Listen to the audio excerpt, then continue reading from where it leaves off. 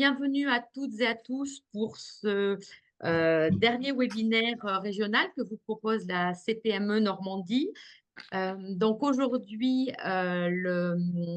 en partenariat avec le… Bonjour Patrice. Aujourd'hui, en partenariat avec l'Ordre des experts comptables de Normandie, on va consacrer 1 heure pour tout comprendre sur la facture électronique. Donc, ce webinaire va être animé par Antoine Levasseur, qui est expert comptable et commissaire aux comptes au cabinet Secno à Mont-Saint-Aignan. Donc, l'objectif, en fait, c'est de balayer, voilà, de savoir ce qui se cache derrière les cycles, de comprendre le cadre légal, l'écosystème, etc. Donc, je vous propose d'attendre encore 1 minute et puis après, on y va, Antoine, si ça vous va. Oui, très bien. Donc, Vous me dites et je m'adapte. parfait. Donc, de façon à ce que le webinaire soit fluide et vous avez Ah, l'habitude, cool, merci.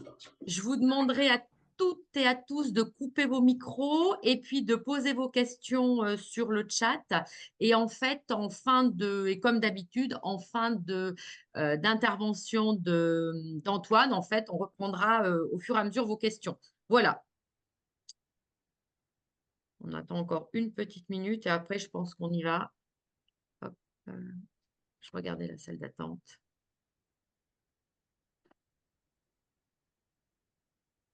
Voilà, les micros sont bien coupés. C'est parfait. Ben, je pense qu'on peut y aller, Antoine, si vous voulez. Voilà. Et j'ouvrirai au fur et à Ok, mesure. parfait. Eh bien, bonjour à tous. Merci d'être présent pour cette intervention et merci à la CPME de nous avoir sollicité parce que c'est vrai que avec malheureusement malheureusement et heureusement on va dire le report du sujet, on a plus eu une tendance à reporter du coup ce genre d'intervention et à dire bon bah finalement c'est pas un sujet pour tout de suite. On va voir aujourd'hui justement un peu l'état d'avancée des choses, sachant qu'il y a encore forcément des choses qui se mettront en place d'ici l'obligation, mais on va essayer de voir justement où est-ce qu'on en est, qu'est-ce qu'on sait, qu'est-ce qu'on peut confirmer aujourd'hui, comment on doit s'organiser finalement pour être prêt demain et un petit peu comment on va certainement y être confronté plus tôt qu'on ne le pense par rapport au calendrier qui a été annoncé. Euh, et puis voilà, quelques petits cas d'usage à la fin, parce qu'il y a toujours des cas particuliers. On verra qu'il y a 36 cas d'usage qui ont été listés en termes particuliers par l'administration sur notamment tout ce qui va être notes de restaurant, les frais payés par vos salariés, etc. Donc, hop, allez. Juste pour se remettre un petit peu dans le contexte, la facture électronique, c'est pas nouveau. On n'est pas les premiers à s'y attaquer, on est même plutôt les derniers. Donc, avec le report, on n'était pas trop mal. Bon, finalement, on reprend un petit wagon de retard, mais je pense que c'est notre petite habitude à la française. Mais donc, on voit bien que c'est dans l'air du temps. Il y a des pays pour lesquels ça s'est très bien passé. Il y en a pour lesquels ça s'est moins bien passé. On se rend compte que finalement, ceux qui ont décidé d'y aller et y sont allés de façon assez franche, ça a fonctionné. Ceux, un peu comme notamment le cas de l'Australie qui a vécu des reports successifs, bah, finalement ça a été plutôt compliqué.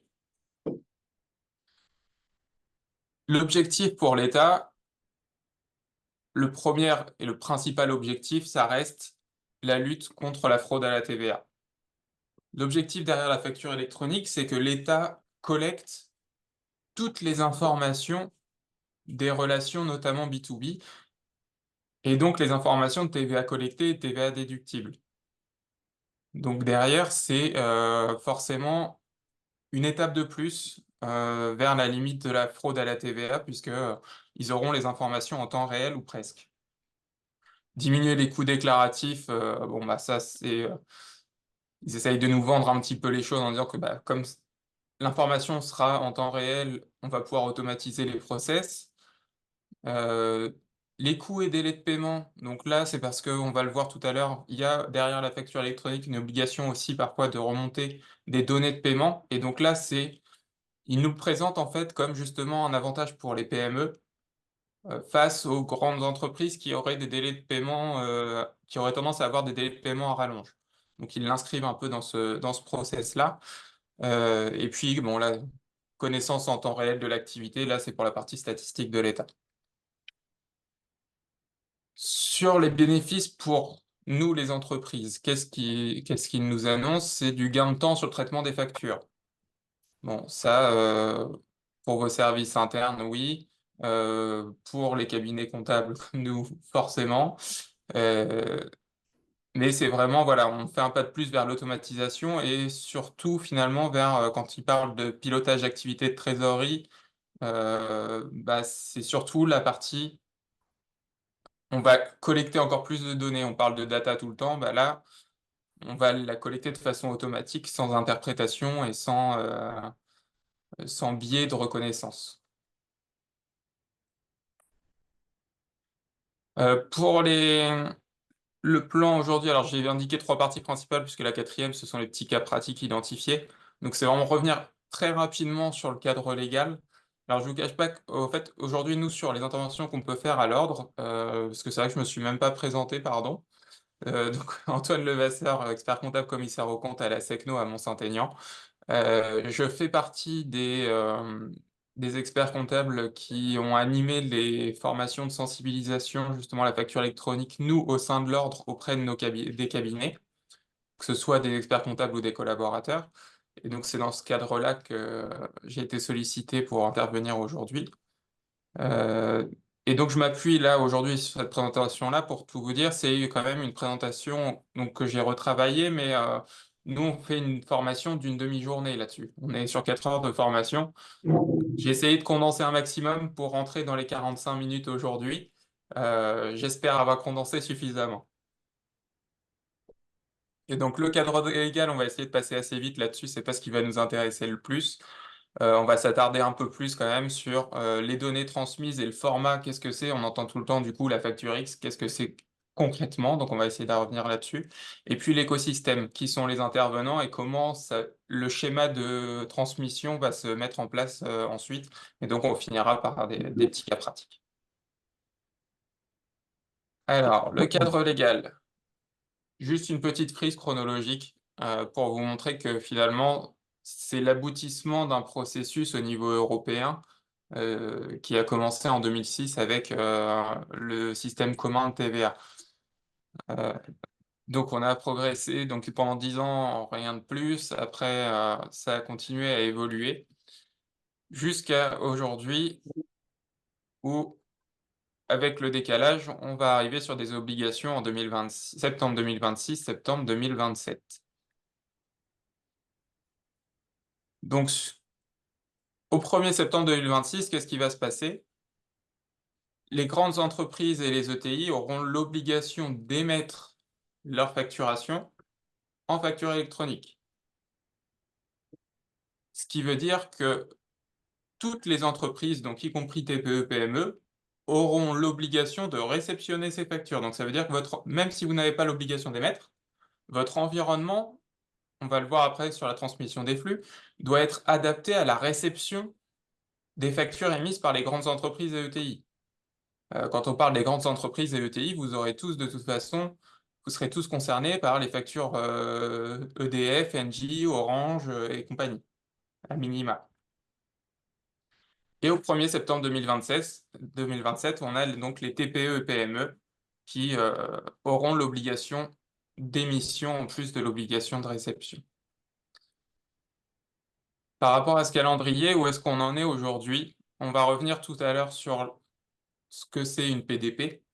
Mais c'est parce que c'est un peu aussi ce qui fait que la réforme s'est décalée, c'est qu'aujourd'hui, vous avez une plateforme principale qui est la PPF, qui sera la plateforme nationale, donc sur laquelle ils ont mis du temps à mettre en place et c'est ce qui un peu bloque le report, mais vous avez aussi les PDP qui doivent donc se faire immatriculer, qui doivent avoir des certifications ISO et qui ont tardé à avoir le cahier des charges.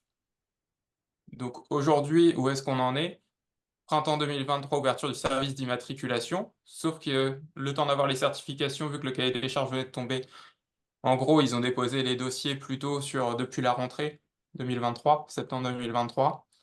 Euh, Et là, on commence à avoir des premiers retours sur les dossiers déposés. Et donc voilà, c'est un peu Enfin, aujourd'hui, on n'a pas encore la liste des plateformes qui seront disponibles, qui vous permettront de faire votre choix. Grosso modo, aujourd'hui, il doit y avoir, si je vous dis pas de bêtises, une quarantaine, entre 40 et 60 dossiers déposés, et ils en attendent une centaine au final. Donc, il y aura un choix de prestataires qui sera assez vaste.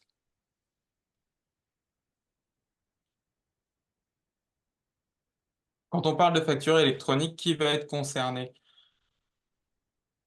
On s'appuie là-dessus sur la notion d'assujetti à la TVA. Donc, est-ce que je suis assujetti ou non? Et si je suis assujetti, est-ce que je suis redevable, non redevable? Donc, vous voyez que la notion, elle est un peu faible. C'est que, par exemple, donc, quand on parle de non redevable, les micro-entreprises, ça ne va pas vous concerner, mais bon, c'est toujours bon à savoir. Tous les micro-entreprises qui ont, du coup, leur plafond enfin, on a la franchise en base, que ce soit en micro d'ailleurs ou pas en micro, on est assujetti à TVA, mais jusqu'à un certain montant de chiffre d'affaires, de recettes, selon l'activité, on est en franchise en base et donc on n'a pas de TVA à faire apparaître sur nos factures. Pour autant, on est assujetti et donc on aura l'obligation de la facture électronique. Ceux qui n'auront pas l'obligation de la facture électronique, bien qu'ils sont assujettis, c'est ceux qui n'opèrent que dans un champ totalement exonéré. Donc vous voyez qu'il y a une petite liste avec le domaine de la santé, l'enseignement, formation, opérations immobilières, associations à but non lucratif, opérations bancaires et financières, opérations d'assurance et de réassurance. Et puis les opérations entrant dans le cadre du secret défense. Donc voilà, c'est des cas assez limitatifs quand même. Et puis ceux qui ne sont pas concernés, on retrouve donc les associations à objet non commercial, les particuliers forcément, et le B2B international. Donc on verra après justement comment, on va y revenir juste derrière, mais forcément le B2B international, on ne peut pas avoir la même obligation alors que eux, le client du coup de son côté n'aura pas notre obligation de facture électronique. Et donc on a des nouvelles obligations qui apparaissent, on parle de e-invoicing, e-reporting. Et on va parler des données de paiement. Donc, dans quel cas je me retrouve dans ces obligations-là, qui sont rattachées à la facture électronique, puisque la facture électronique, c'est pas que le format de facture, c'est des obligations derrière. Donc, si je suis un assujetti, faut entendre par ici, fournisseur, c'est vous. Vous devez facturer, c'est vous le fournisseur, et l'acheteur, c'est votre client. Donc, je suis assujetti, que je sois à l'option sur les débits ou par nature d'ailleurs sur une TVA sur les débits, ou que je sois à l'encaissement. Donc là, on va parler, si je facture un autre assujetti, on va parler de invoicing. Si je facture par contre un particulier ou une entreprise étrangère, je vais être sur du e-reporting. Et puis on voit bien que ceux qui sont dans les assujettis, donc assujettis opérations exonérées, donc si je reviens à la slide précédente, on est vraiment sur justement la petite partie des redevables, donc on disait secret défense et les quelques secteurs d'activité qui sont énoncés ici. Donc eux, bon, il n'y a aucune obligation, ni e-reporting, ni e-invoicing. Alors, sur cette deuxième partie, on va revenir justement plus en détail sur qu'est-ce que l'e-invoicing, qu'est-ce que le format FactureX, qu'est-ce que l'e-reporting, pardon, et les délais de transmission qui sont attachés derrière. Donc, le format FactureX. Quand on dit facture électronique, on voit bien que les formats de facture qui seront du coup caducs, une facture PDF, c'est une facture numérique, mais ce n'est pas une facture électronique. Donc on oublie la photo, le PDF, l'Excel, le Word et puis le petit carnet papier. Si on est dans l'obligation de la facture électronique. On a une petite dérogation jusqu'au 31 décembre 2027 où on pourrait émettre nos factures en PDF et les charger sur une plateforme qui, elle, les transformerait en facture X. C'est une dérogation jusqu'à fin 2027, mais faut que ce soit un dernier recours. Clairement, c'est pas, faut pas miser là-dessus, hein. Et donc, on a des formats qui sont considérés comme de la facture électronique, donc l'UBL, la facture X, C2I et le DIFACT. Le DIFACT, il sera applicable, et souvent, c'est un format beaucoup plus compliqué qui est utilisé par les grandes entreprises, donc on va pas s'attarder dessus. Nous, on va s'intéresser à la facture X. Donc, qu'est-ce que c'est une facture X? Demain, en fait, vous allez émettre vos factures, ça ne va rien changer pour vous. C'est-à-dire que vous avez votre facture qui se présente comme votre facture habituelle avec un fichier PDF. Donc vous pouvez la consulter de façon normale, votre client pourra la consulter de façon normale, il n'y a pas de souci. La seule chose, c'est qu'en plus de ce fichier PDF, vous avez un fichier XML, donc là c'est du langage informatique, et vous allez retrouver tous les champs obligatoires. Et donc, quand on parle de e-invoicing ou de remonter des données à l'administration, c'est ce fichier XML qui va les intéresser. Eux, le PDF, ils n'en ont rien à faire. Le PDF, c'est vraiment pour la relation commerciale. Le XML, c'est pour le traitement de la facture. Bon, là, c'est un peu flou, je suis désolé sur l'exemple, mais voilà, vous voyez le fichier XML, c'est un fichier qu'on peut ouvrir avec le bloc-notes, donc comme un fichier TXT si vous voulez. Et donc voilà, c'est très moche, c'est pas très lisible, mais ça contient beaucoup d'informations. Donc on va s'intéresser un peu plus à l'e-invoicing pour comprendre ce qu'il y a derrière. Donc là, juste pour le rappel du contexte, l'e-invoicing, je suis concerné dès lors que je suis un assujetti et que je vais facturer à un autre assujetti.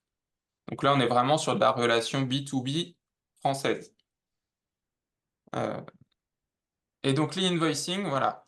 Dans votre fichier XML, c'est un peu comme les obligations, enfin, ça se rapproche concrètement de nos mentions obligatoires sur les factures aujourd'hui, hein.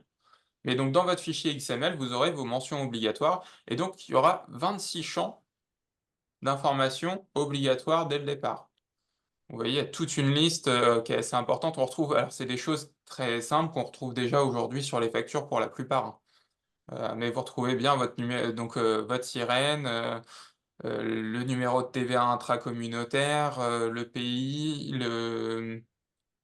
du client, le sirène du client. Alors c'est là qu'on va avoir un peu de nouveauté quand même, parce qu'on a finalement, aujourd'hui sur nos factures, on avait le client, mais on n'avait pas forcément son sirène, son numéro de TVA intracom, on va le retrouver, la date forcément, numéro de facture, etc. Et donc hors taxe, taux de TVA, voilà, toutes des mentions assez habituelles. Donc ça, ce sera la première vague de déploiement. 26 mentions habituelles. Quand on va commencer la facture électronique, on sera sur ces mentions-là. Deuxième phase, on aura 8 mentions supplémentaires. Minoration de prix, dénomination précise du bien livré ou du service rendu, la quantité, le prix hors taxe de chaque bien livré. Donc là, on va retrouver le détail de la facture article par article.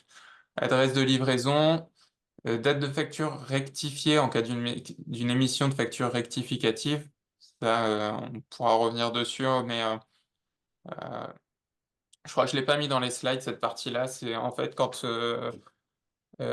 vous allez émettre les factures électroniques. À la limite, on reviendra dessus tout à l'heure dans les flux. Ce sera plus simple avec le schéma de comment ça communique d'une plateforme à l'autre.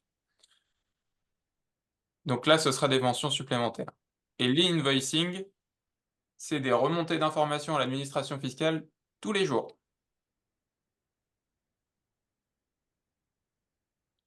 Alors,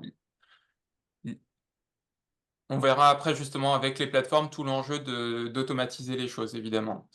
Euh, sur l'e-reporting, donc là, je suis un assujetti, je facture un non-assujetti, donc je vais facturer du particulier, je vais facturer une entreprise à l'étranger, je vais facturer un assujetti opération exonérée. Donc, là, je suis plus dans le cadre de l'e-invoicing puisque le client n'a pas l'obligation finalement de réception de la facture électronique. Si on prend le schéma, puisque lui, il n'est pas concerné, donc je peux pas être dans le même cadre puisque ce ne sera pas la même transmission d'informations. L'e-reporting, c'est du coup, je ne vais pas transmettre les factures à l'administration et avec le fichier XML derrière. Je vais transmettre des données sur ce que j'ai facturé dans la journée. Donc on va retrouver à peu près la même chose quand même que l'invoicing dans les informations, mais en global, ce ne sera pas individualisé. Et la seule chose, c'est que bah, je peux pas voir le sirène forcément. Enfin, sur le B2, là, on est sur le B2B international. Je vais avoir les mêmes informations puisque ce sera le même type de facture, mais je n'aurai pas le sirène de l'entreprise cliente puisqu'elle sera à l'étranger. Euh, et on aura du coup le numéro de TVA intracom ou numéro étranger qui le remplacera. Sur le B2C, donc tout ce qui est particulier, voilà, c'est le numéro d'identification de l'entreprise.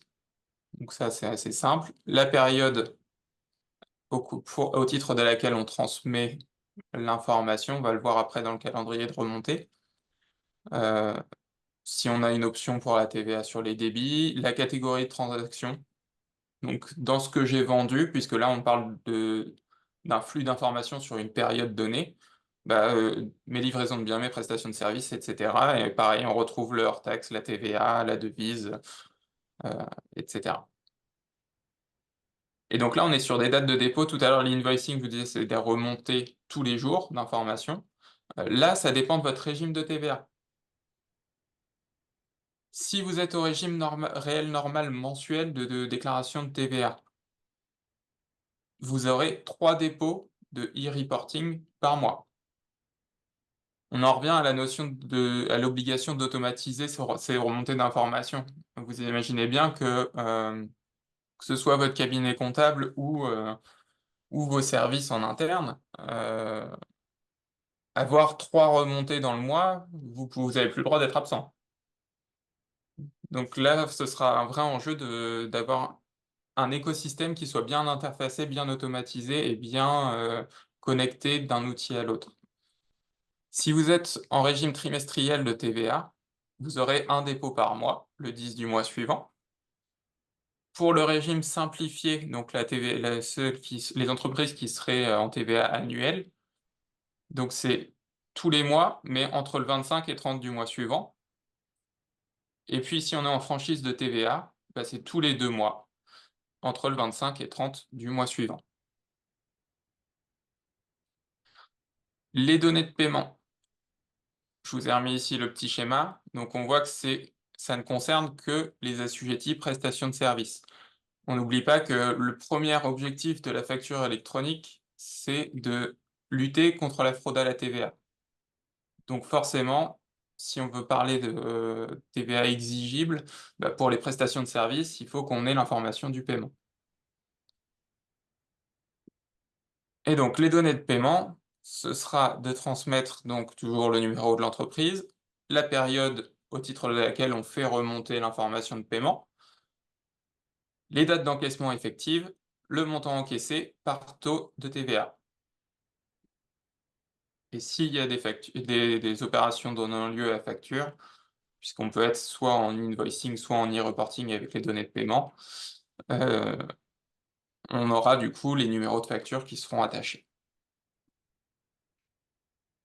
Donc là, on voit bien, hein, si on est en prestation de service, mais qu'on a opté sur les débits ou qu'on est dans le régime de l'autoliquidation, notamment pour le bâtiment, on ne sera pas concerné par les données de paiement. Là aussi, les données de paiement, ça dépend de votre régime d'imposition, votre régime de TVA. Si vous êtes en mensuel ou trimestriel, vous aurez l'information tous les mois qui devrait remonter le 10 du mois suivant. Si vous êtes au régime simplifié d'imposition, donc là c'est tous les mois, mais entre le 25 et 30 du mois suivant, et en franchise tous les 2 mois, entre le 25 et le 30, donc sur le même rythme, que ce soit pour les entreprises donc au régime simplifié ou en franchise, c'est le même rythme de remontée que le e-reporting. Euh, on voit bien quand même que ça va nous obliger aussi à avoir une comptabilité beaucoup plus en temps Bah, j'en ai réel. pris un parce que j'étais censée être en vision, mais tu. Bon. Euh, puisque vous voyez bien, aujourd'hui, quelqu'un qui est en TVA au régime réel normal mensuel, il a son dépôt de TVA pour entre le 16 et le 24 du mois suivant. Bah là, pour le 10 du mois suivant, il aura déjà dû remonter ses données de paiement, il aura déjà remonté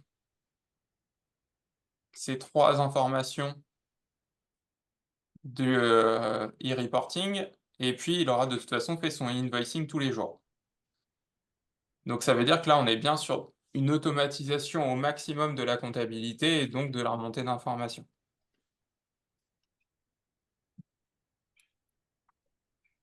Si on s'intéresse du coup maintenant à l'écosystème de la facture électronique, donc vous avez 4 notions importantes là sur lesquelles on va revenir.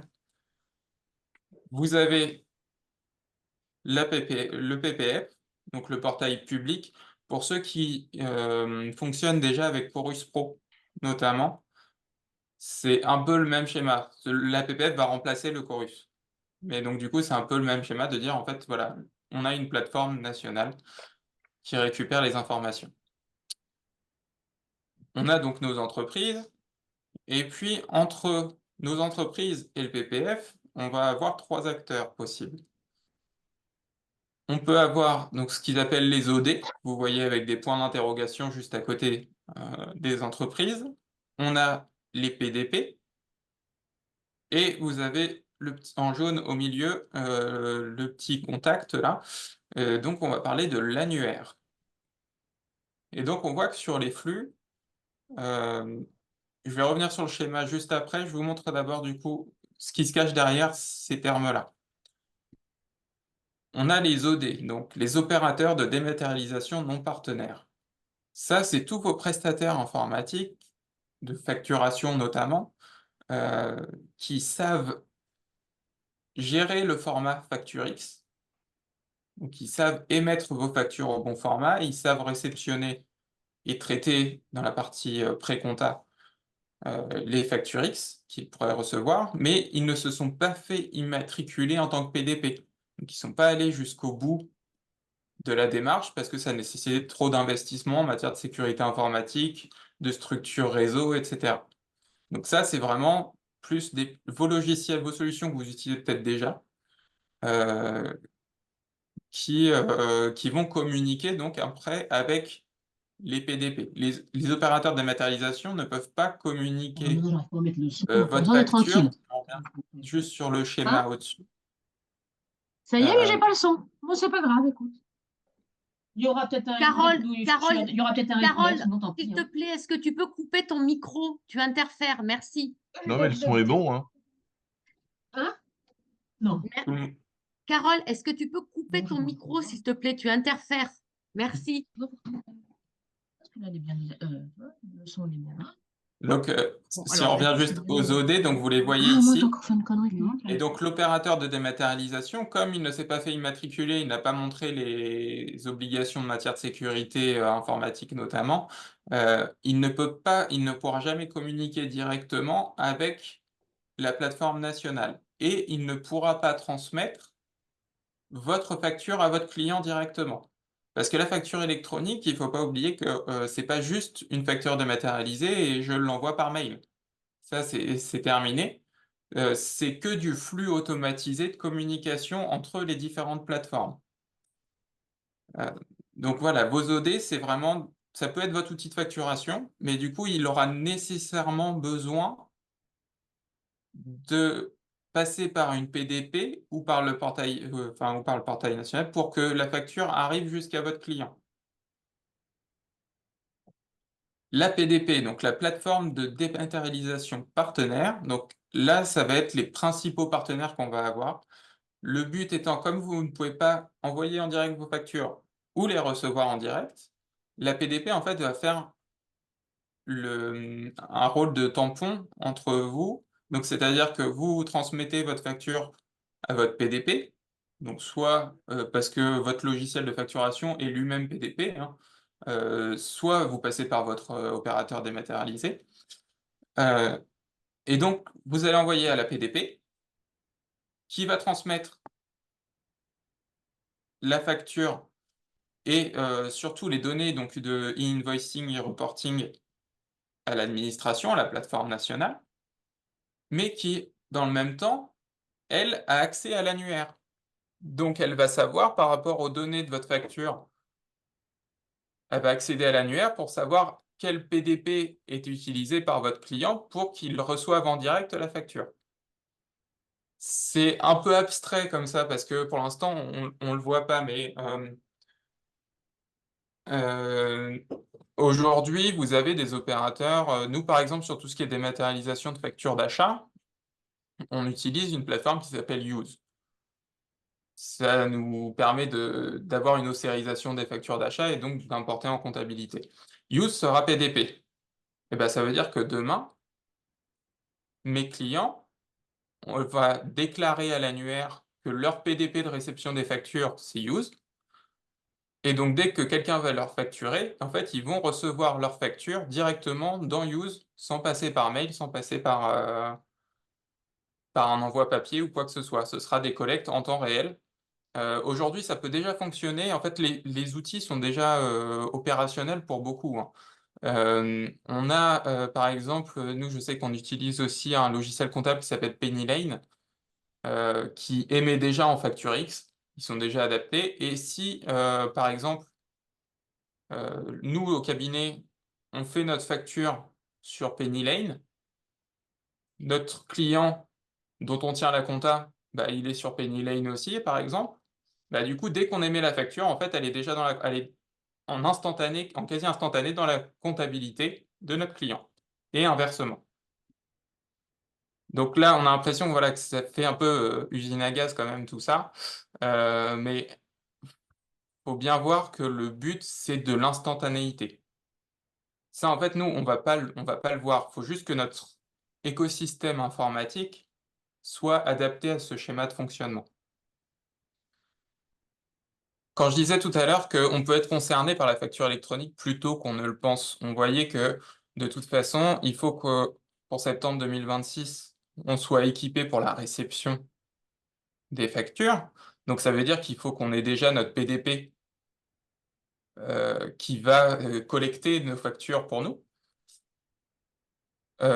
Après, ça ne vous empêche pas d'avoir du coup un OD entre deux, hein, comme on disait, si vous avez une plateforme qui est déjà, alors je ne sais pas s'il y en a qui utilisent par exemple des solutions comme Dext, Regat, des choses comme ça, des solutions de pré-compta. On en a beaucoup quand même maintenant. Donc qui sont principalement en opérateur dématérialisé et qui nouent en fait des partenariats avec des PDP. Nous, on a la PDP de la profession jefacture.com par exemple. Donc voilà, ils construisent leur écosystème et leur interopérabilité ensemble. Ce qui fait que pour vous, ce sera vraiment neutre finalement. Mais donc, on aura l'obligation de réception dès 2026. Donc, de toute façon, si on a l'obligation de réception, on sera prêt à émettre. On n'aura pas l'obligation, mais on sera prêt à émettre.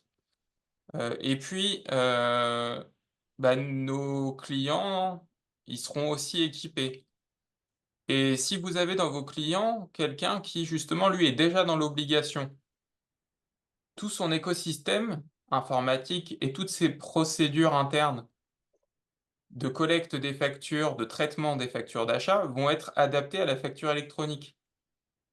Vous n'êtes pas à l'abri qu'ils viennent vous dire justement, bah, pour travailler avec moi, par contre, vous m'envoyez de la facture électronique.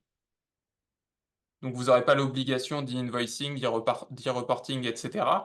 Mais ça veut dire qu'il faudra que vous soyez déjà prêt à évoluer dans cet écosystème et à transmettre les informations, vos factures, à votre client de cette façon-là. Donc attention quand même, quand on dit 2027 pour l'obligation d'émission, on peut bien être concerné avant. Et peut-être même encore avant, avec la phase de test sur 2025, bah, peut-être que certains vous demanderont de commencer à le faire de cette façon-là. Et donc le PPF, le portail public de facturation. Donc comme je vous disais, c'est l'espèce de chorus. Son rôle, en fait, les factures, on le voit hein, dans le schéma ici, vous avez les flèches rouges pour les transmissions de factures. Ça peut passer par le PPF qui va les rediriger vers les entreprises si elles sont en direct ou vers les PDP quand elles sont sur l'annuaire.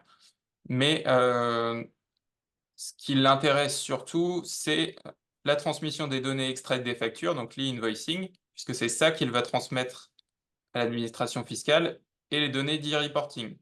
Donc on voit bien dans le schéma que l'administration fiscale ne récupère pas votre facture en elle-même, elle récupère les données qui sont attachées. Et le portail public national, son rôle, c'est de mettre à disposition l'annuaire.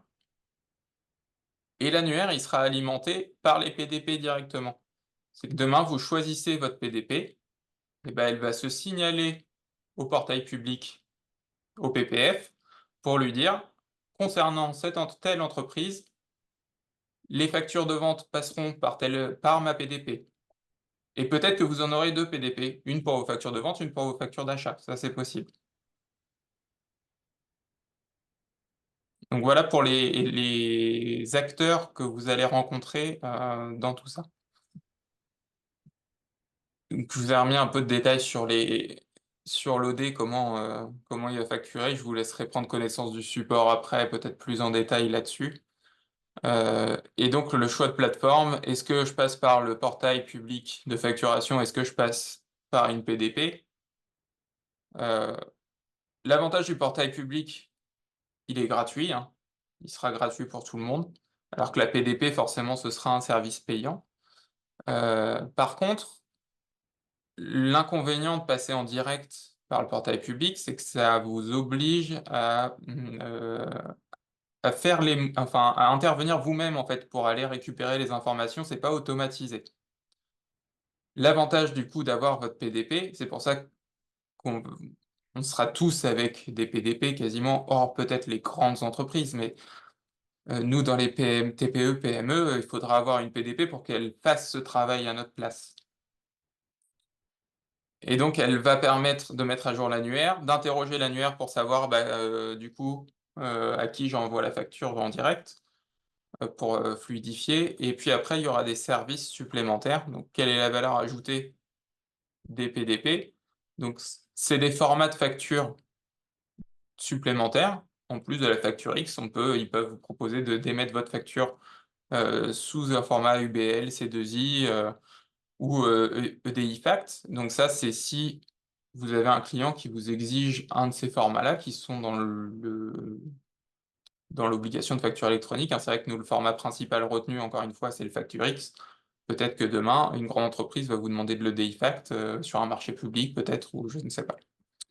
Et puis après, ce sera des services complémentaires, du coup, au service minimum du PPF.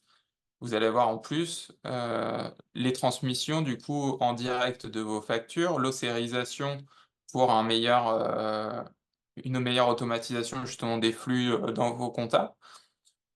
Sachant que là, on parle d'ossérisation, mais l'ossérisation aujourd'hui, c'est je prends une photo et le robot derrière essaye de reconnaître les champs. La facture électronique, ça c'est terminé, il n'y a plus d'incertitude parce que finalement vous avez le fichier XML comme on voyait tout à l'heure qui est accroché derrière, donc c'est plus je dois essayer de reconnaître où est la date, je dois essayer de lire pour reconnaître où est la date, où est le montant hors taxe, etc. Je sais précisément dans le fichier XML où je vais trouver les informations. Donc du coup, il y aura une fiabilité encore renforcée par rapport à ça.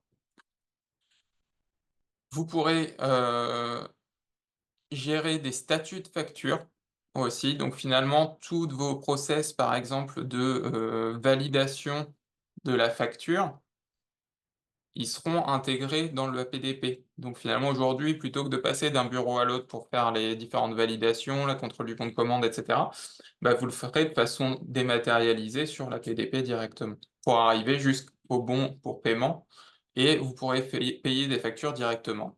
Et vous pourrez aussi faire des relances ou du recouvrement par les PDP. Voilà, ça c'est des services complémentaires que les PDP vont pouvoir vous proposer, et c'est ce qui vous permettra de choisir d'une PDP à l'autre, puisque je vous disais tout à l'heure, ils attendent une centaine de dossiers. Donc il faudra quand même faire du tri là-dedans, il y aura le prix, mais il y aura les services qui doivent être adaptés à votre entreprise.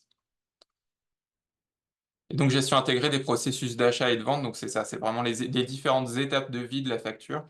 Tout à l'heure, on parlait de facture rectificative, c'est que justement, dans ce cycle de vie de la facture, il y a des étapes minimales qu'on va avoir dans les PDP, qui sont plutôt liées à l'architecture de la facture, au contrôle que le format de facture réceptionné est conforme aux attentes de l'administration. Donc, vous avez déjà, et donc du coup, vous pouvez avoir des factures qui sont retoquées parce qu'il manque quelque chose ou autre. Mais vous pouvez avoir aussi du coup des ajouts où justement, bah, vous le voyez de toute façon aujourd'hui dans les factures, les clients, ils vous disent, ah bah oui, mais moi je veux que ce soit marqué ça dessus, ou je veux que ce soit scindé en 2 lignes, ou des choses comme ça. Bah là, il pourra vous retoquer entre guillemets la facture dans sa PDP pour vous le signaler, et c'est là que vous aurez cette histoire de facture rectificative.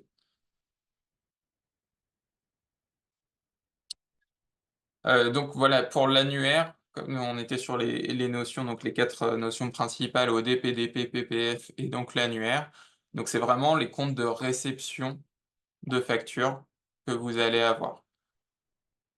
Et encore une fois, l'intérêt d'avoir une PDP, c'est qu'elle s'occupe de mettre à jour l'annuaire pour vous et d'aller l'interroger pour vos clients.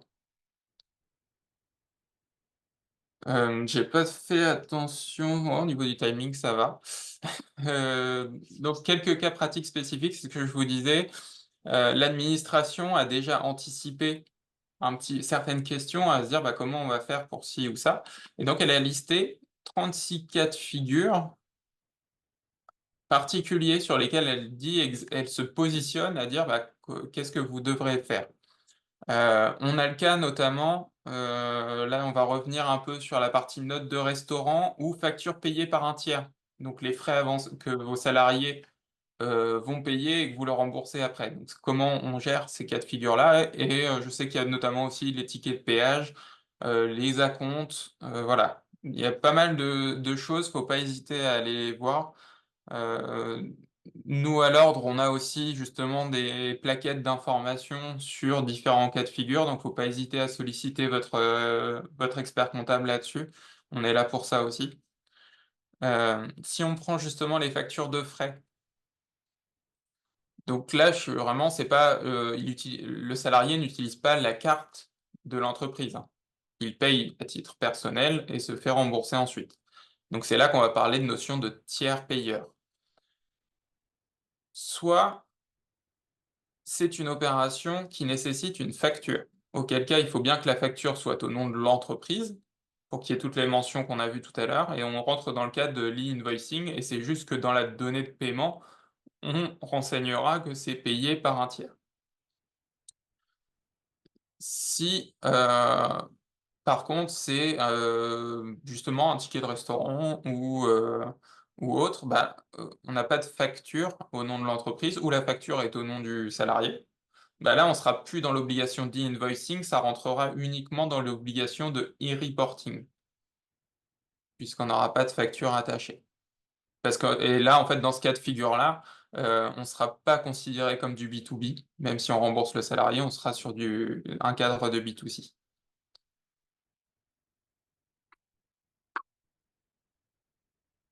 Sur les notes de restaurant, du coup, vous avez normalement une tolérance fiscale sur le fait qu'il ne soit pas nécessaire d'avoir une facture pour une note de restaurant inférieure à 150 € hors taxe.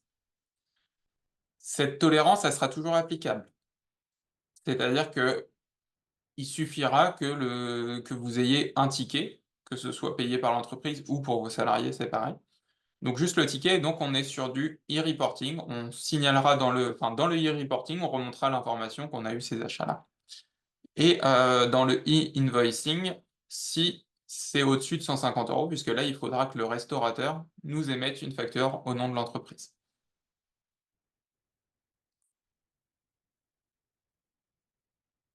Donc là, c'est le petit schéma qui vous dit hein, justement comment ça se traite. Est-ce que c'est de la donnée de paiement? Est-ce que c'est de la donnée de facturation, etc. Et un autre cas de figure qui a été mis en avant, c'est principalement donc, les factures d'acompte et factures définitives. Euh, et donc, on voit bien que finalement, il va falloir émettre des factures d'acompte dans ce cas de figure-là. Donc, on crée la facture d'acompte transmise à notre client, qui la traite, qui paye. Et voilà, on voit le cheminement pour arriver jusqu'au PPF qui récupère en e-reporting les données de paiement si l'acheteur est un particulier, qui récupère dès la création de la facture d'acompte si on est en e-invoicing pour un professionnel.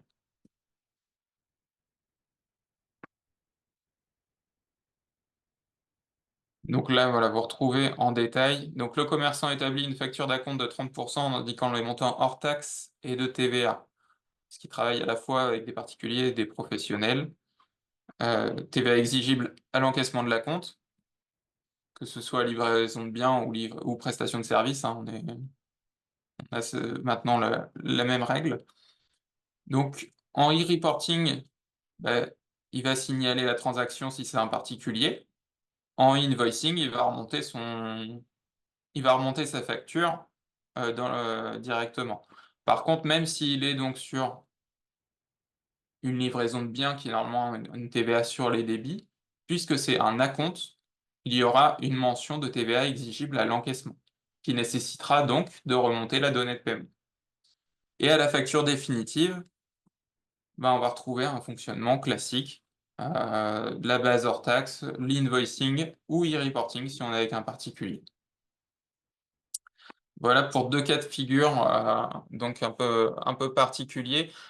Si jamais vous avez besoin sur la liste des 36, d'avoir un peu plus d'informations sur certains, n'hésitez pas non plus à me faire un retour et je verrai si je peux vous trouver justement le cas pratique, un peu plus détaillé. Ben, Est-ce que vous merci avez beaucoup. des questions suite à tout ça? Ben, merci beaucoup Antoine en tout cas, puisque du coup c'était concis, voilà, ça tient parfaitement, on va dire, dans l'heure. Est-ce que maintenant, voilà, vous avez, donc il n'y a pas de questions sur le chat, mais peut-être certains d'entre vous veulent poser des questions directement à Antoine. N'hésitez pas en tout cas. Antoine, bonjour. Bonjour. Nicolas de la CPME de l'Orne. J'ai pris un peu en cours le webinaire, mais moi sur le terrain, j'ai beaucoup d'adhérents qui me disent bon, moi je veux pas être trop concerné, enfin je m'inquiète pas trop parce que j'ai mon expert comptable qui va me proposer une solution, ou j'ai Sage, ou j'ai autre chose, et donc ça va bien se passer. Et moi je leur dis qu'ils vont avoir quand même un travail à faire sur leur CRM, peut-être de remplir tous les sirettes de leurs fournisseurs, etc. Et donc, pour 2024, est-ce qu'on pourrait avoir une sorte de rétro-planning, de préparation, enfin, de ce que nos adhérents devraient mettre en place en amont pour ne pas être au dernier moment on va Ouais. dire, dans le flux, et puis de devoir choisir un partenaire dans l'urgence, quoi. Oui, c'est ça, en fait, c'est vrai que vous avez raison sur le côté anticipation des choses. C'est vrai qu'on se sent on se sent généralement peu concerné. C'est vrai qu'on a des solutions qui sont pour la plupart déjà adaptées, hein, qui vont pas, on va pas avoir de changement majeur dans notre organisation. C'est plutôt déjà s'assurer justement, faire un peu une cartographie de son entreprise et de se dire bah, dans quel cas de figure je me trouve en fait. Par exemple, qui sont mes clients? Donc, du fait de qui sont mes clients, quelle obligation je vais avoir? Et après, une fois que cette cartographie est faite, un petit peu, ça vous donne un peu la feuille de route quand même. Et c'est de faire le point justement, bah, vos solutions existantes, puisqu'on va, on va essayer déjà de ne pas réinventer les choses, hein. Vos solutions existantes, comment elles se positionnent vis-à-vis de la facture électronique? Votre CRM, est-ce qu'il est opérateur de dématérialisation? Est-ce qu'il est PDP? S'il est juste OD, est-ce qu'il a un partenariat avec une PDP?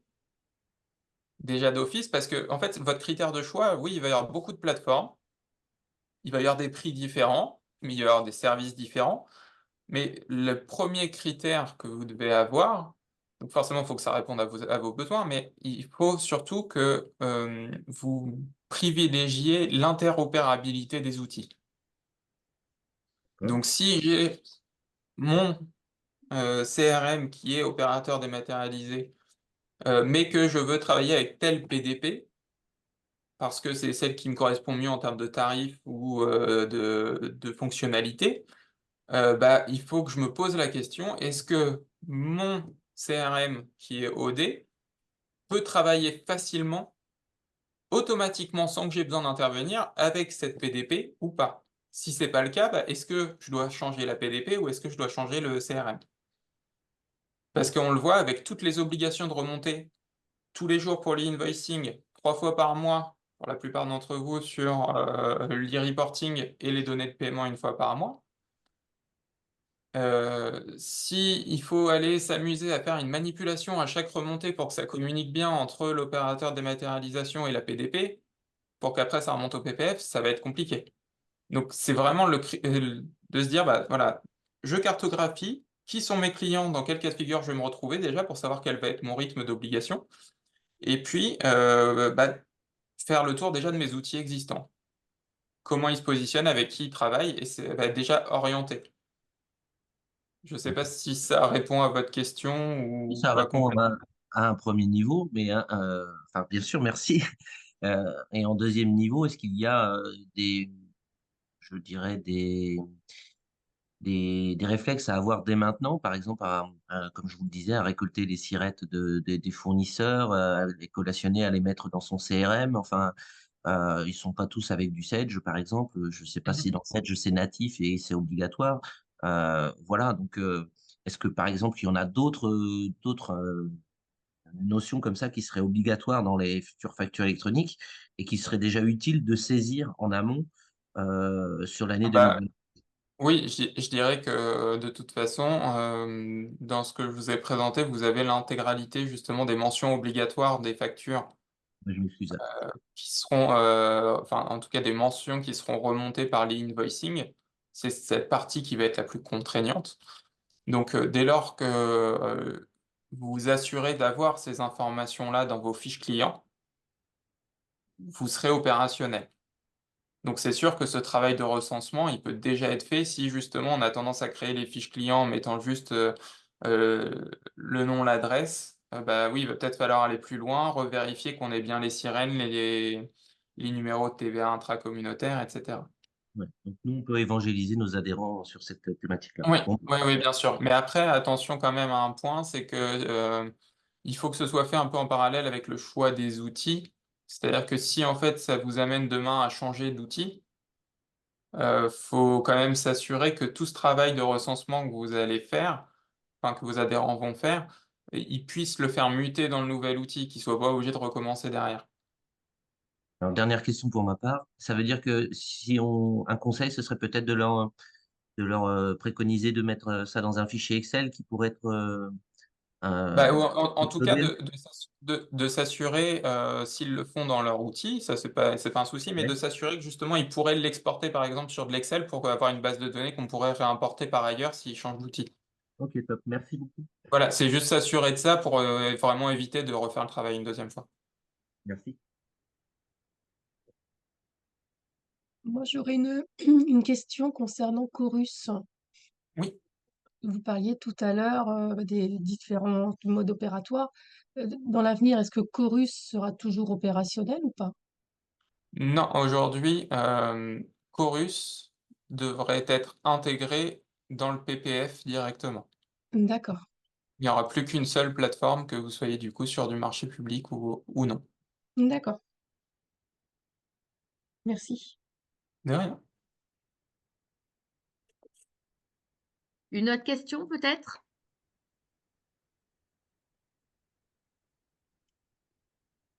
Non, il y a eu beaucoup du coup, d'informations qui sont passées. Merci beaucoup Antoine pour la présentation qui Je vous en était prie, j'espère que très vous y claire. voyez quand même un petit peu plus clair, même s'il reste certaines zones de flou. Honnêtement, on en saura beaucoup plus au cours de l'année 2024 parce que déjà les PDP vont être, on va avoir les validations des PDP, donc elles vont se mettre en fait à communiquer beaucoup plus sur ce qu'elles vont proposer. On va pouvoir matérialiser beaucoup plus le fonctionnement qu'on aura demain.